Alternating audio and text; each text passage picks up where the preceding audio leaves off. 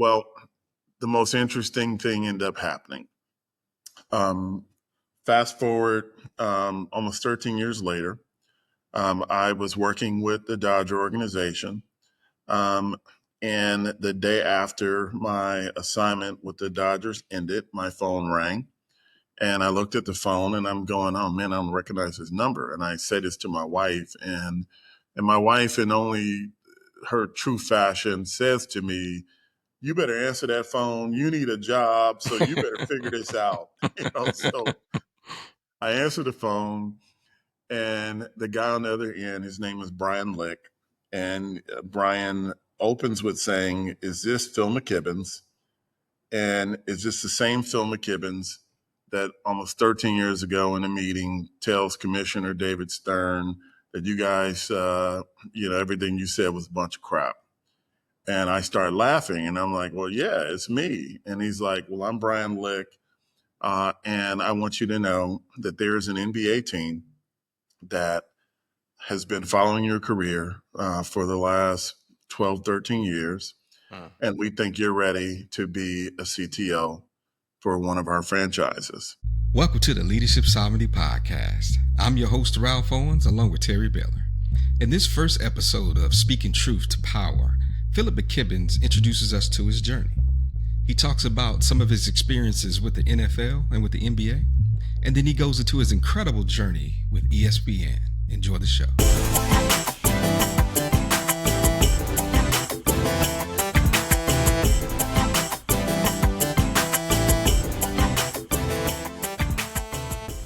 We are live. Hello, world. Welcome to another fantastic episode of Leadership Sovereignty. Terry, how you feeling? I'm excited. I am excited. I think this is going to be one of those pivotal times where you look back and say, wow.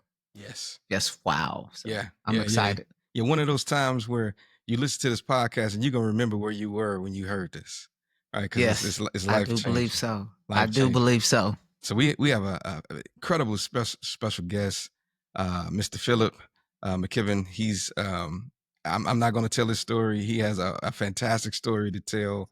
I think everybody's going to get a lot of value out of hearing his story and how he's overcome different challenges. I know Terry and I have already been blessed by the story. So without further ado, Phillip, the stage is yours, sir. Welcome to the show. Ralph and Terry, thank you so much for inviting me on your show. I'm super excited to join you guys. I've got to give a shout out to my man Okpara with the Houston Rockets. It's the only time I'm going to say anything positive about the Rockets. But, hey, because we compete. But that's right. My man, and I appreciate him introducing me to you guys, and it's an honor to be on your show. Awesome. Well, let's just jump into it. So, Phil, give us a little bit overview of your story. Wow. Well, I'm very fortunate to be the Chief Technology Officer and Chief Innovation Officer for the Dallas Mavericks. I've been in this position now for 17 months. My journey has been, I think, a pretty interesting one. Over the last 30 years, I've been in IT. And I've worked at every major motion picture studio at some point during that period. I spent a lot of time with Sony Pictures, a lot of time with the Walt Disney Company. I was very fortunate to one day get the call from a little network called ESPN, which was just phenomenal. Spent a lot of time at ESPN. Had an opportunity to work internationally. I've worked in Europe. I've worked in India. And I've also had the opportunity to work with a number of sports teams over the years, as well as I've worked with every major league in the U.S. So I've worked with the NHL, I've worked with Major League Baseball, especially when I was with the Dodger organization with their EL1 Sports org, as well as I spent a little time with the NFL, and lo and behold, I'm here with the NBA now, and blown away by it myself, because when you're working, you're doing things that you think is the right thing to do.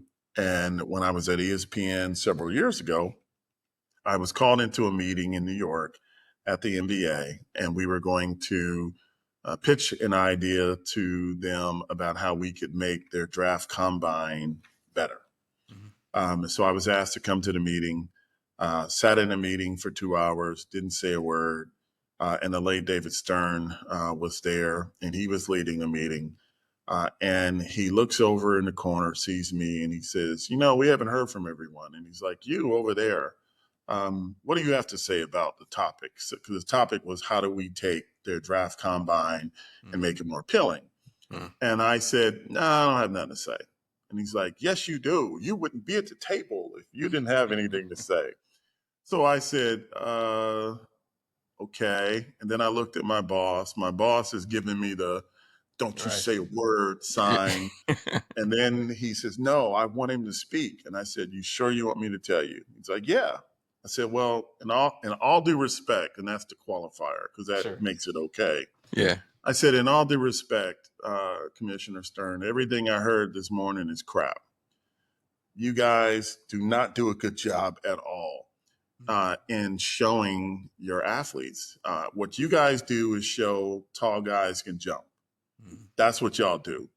Said now with the NFL, one of the reasons why their combine is so popular on TV is one, you don't really get to see the athletes, their faces when they're playing the game. You'll see them on the sidelines, but during the combine, camera is positioned well where you see the athlete. You see the athlete doing. You see the quick twitch movements. You see the power, the strength, and you really get to know that athlete. And the NFL does a phenomenal job, and ESPN, with telling the story. So I said, what I think we should do is do more background stories, do things where we're showing more movements, and allow the audience to go on a journey. So he pauses. Now everybody in the room was like, when I said that, and Mr. Stern goes, you know what? Phillip McKibbins, you're going to work on the draft combine for the next 3 years. Meetings adjourned, and get back to me in a month with your ideas. Meeting ended. Of course, the NBA people there were not happy about that. And they were like, we're not working with this dude. Who is this guy? So it was an interesting evolution over the next few months as I tried to interject and help them see different things. And I actually ended up working with several of their folks on every drill, on every movement, on camera placement, on how things were going to be. And look, I didn't think nothing of it. I was just being me. Well, the most interesting thing ended up happening. Fast forward almost 13 years later, I was working with the Dodger organization. And the day after my assignment with the Dodgers ended, my phone rang. And I looked at the phone and I'm going, oh man, I don't recognize his number. And I said this to my wife, and my wife, in only her true fashion, says to me, you better answer that phone. You need a job, so you better figure this out. So I answered the phone, and the guy on the other end, his name is Brian Lick. And Brian opens with saying, is this Phil McKibbins? And is this the same Phil McKibbins that almost 13 years ago in a meeting tells Commissioner David Stern that you guys, everything you said was a bunch of crap? And I start laughing, and I'm like, well, yeah, it's me. And he's like, well, I'm Brian Lick, and I want you to know that there's an NBA team that has been following your career for the last 12, 13 years. And we think you're ready to be a CTO for one of our franchises. And I immediately got excited, and I said, yes, absolutely, I accept.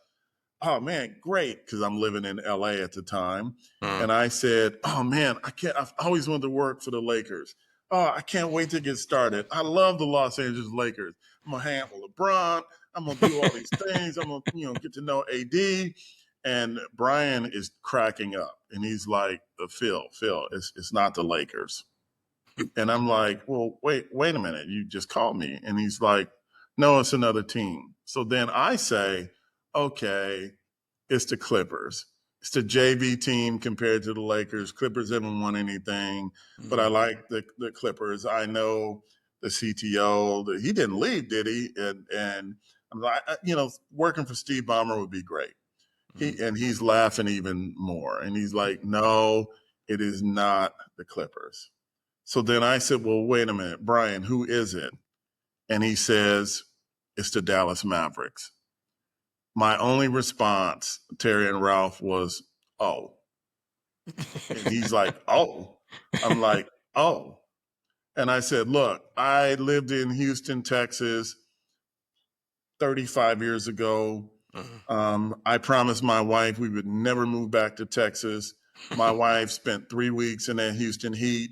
Her hair went poof into a big afro and she left. She's like, I'm not coming back. So I'm thinking, man, how am I going to convince this woman that I've been with for 44 years to move to Texas? And it just so happens that I ended up going through 19 interviews. And then they decided to fly me to Dallas. And they called me back and said, we want you to bring your wife. And I was going to interview with our CEO at the time, Cent Marshall. And I ended up interviewing with Cent and was blown away by the opportunity. So it's been a wonderful ride. It's an honor to be in the NBA community. This job at times can be one of the funnest jobs. I'll admit it's almost funner than ESPN. Almost. All right. Only reason why I'm saying ESPN was funner because I got to go to the Super Bowl. I got to go to the NBA Finals. I got to go to the World Series. But year one, we did make it to the finals. And I will tell you, working behind the scenes, it was an incredible experience. It actually reminded me of the Super Bowl with all of the trucks that the NBA rolled out and the things that we had to do. But it's been a wonderful ride. And I will tell you, I love being in Dallas. I mean, Cent was amazing in helping my wife consider it. I remember telling Cent when she offered me the job, hey, I got to convince my wife. And she said, you know what? Just come to dinner with me tomorrow. I'll take care of it. So we go to dinner. Next thing I know, Cent's like, Phil, get lost. I'm going to take your wife for a few minutes and we'll be back. Next thing I know, I look up. She's down on the court with my wife. Oh, wow. And Cent is introducing her to every member of the Dallas Mavericks team. And look, my wife is cool and as calm as she tries to be. She loves the players. And next thing I know, she's hugging them. She's like, we're moving to Dallas. And I was just like, wow, that's all it took, huh? So, wow. And I've got another story later about when she met AD.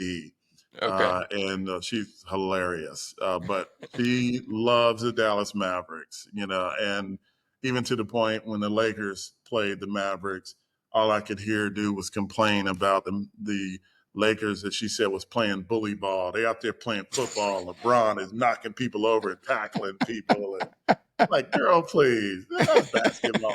Like, have you not seen the Pistons of the 90s? Right, the bad boys. Yeah. So anyway, it's been a wild ride. So I hope I answered your question about my journey. Yeah, no, absolutely. Yeah. Yeah, one of the things I wanted to drive into a little bit, because you had mentioned about your ESPN journey. Yes. And definitely would love to dig into that a little bit in terms of, seems like that was like a maturation, kind of a becoming, right? And so, really would like to hear that story also to, kind of encourage, those who are listening to the show to understand that becoming who you are is a process, right? And becoming who you are involves, man, I heard, I'm sure ESPN had some highs, right? I'm sure ESPN had some, just call them some dips, Let's just call them dips, right? And so how does becoming, right? And I guess the real question is, does becoming ever end, right? Do you ever just get there? Wow. Very good question. We as people and as technology leaders evolve. Um, you know, people look at ESPN as the ultimate dream job for most people that love sports. And I don't know how many times I've heard people say, "Hey, I want to work for ESPN. I love sports." I'm like, we all love sports. You got to have a little bit more than that. And I still remember the day that I got the call from ESPN. I was in Stamford, Connecticut. I was working for Comcast Entertainment Group, where I was responsible for 4 networks.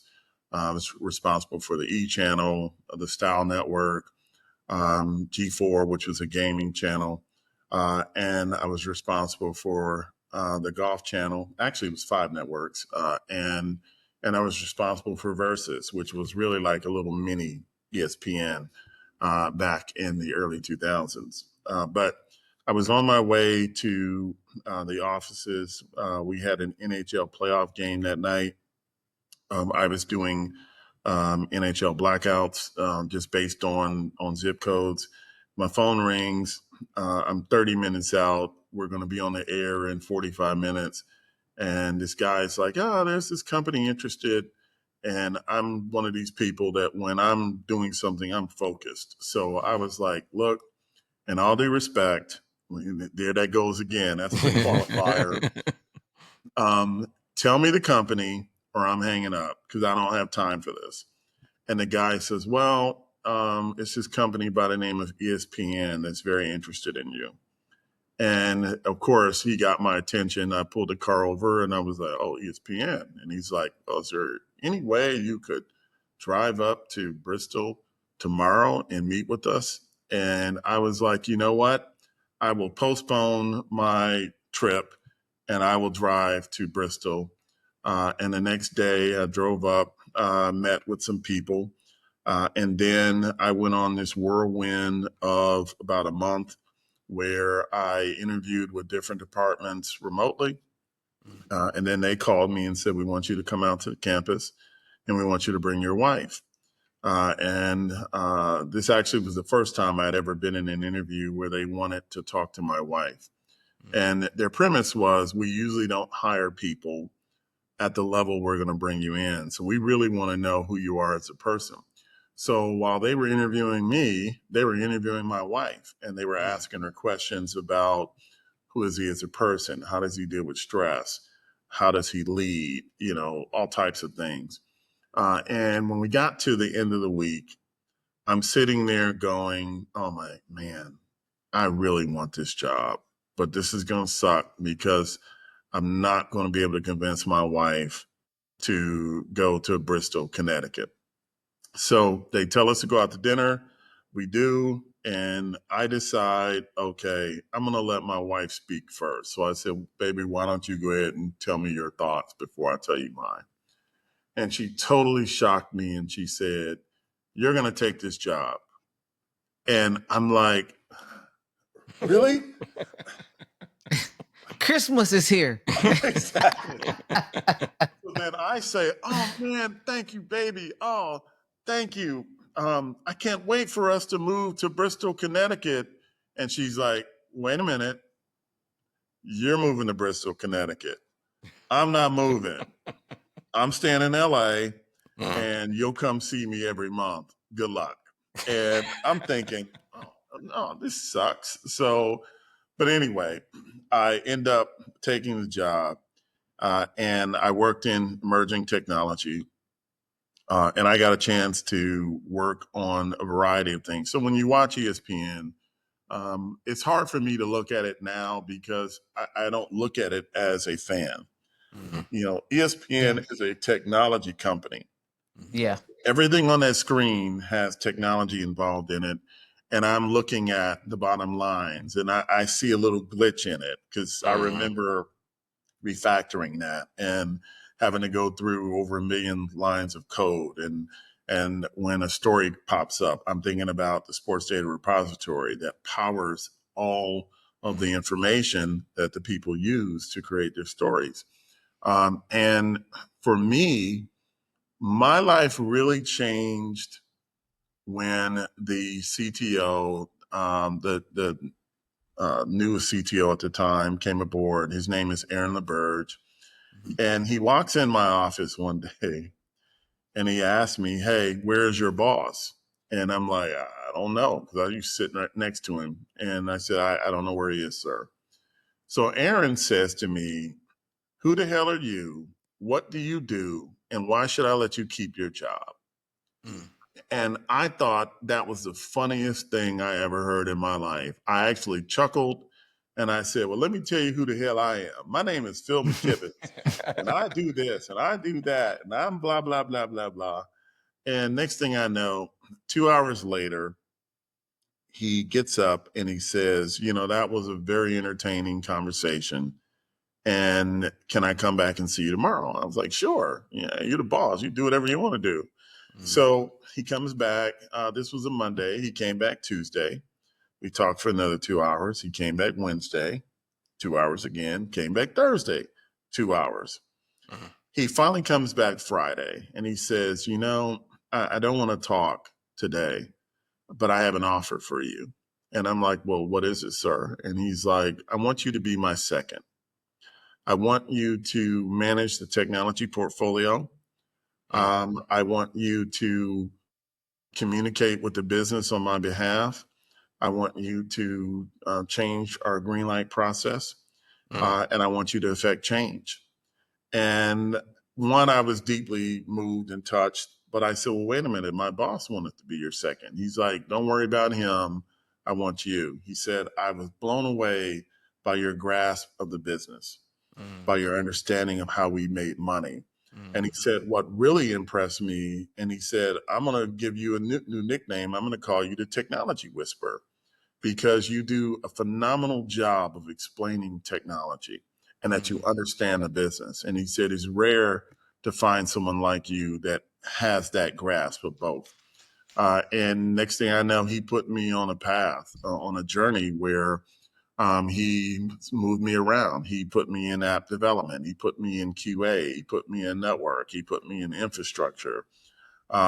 He put me in support. Little did I know that he really was preparing me to one day become a CTO, because I did the rounds. I had to look at these departments. I had to be a change agent. I had to figure out what was wrong, make it efficient, and help it thrive. And as a result, I really started learning the things that I needed to learn about the whole organization. And that really put me on the path of becoming a CTO. Thank you for listening to the Leadership Sovereignty Podcast. If this content blessed or helped you in any kind of way, support us today by subscribing to our YouTube channel, clicking the like button for this episode, and sharing this content with others that you think it will help. Until next time, stay safe, peace, and blessings.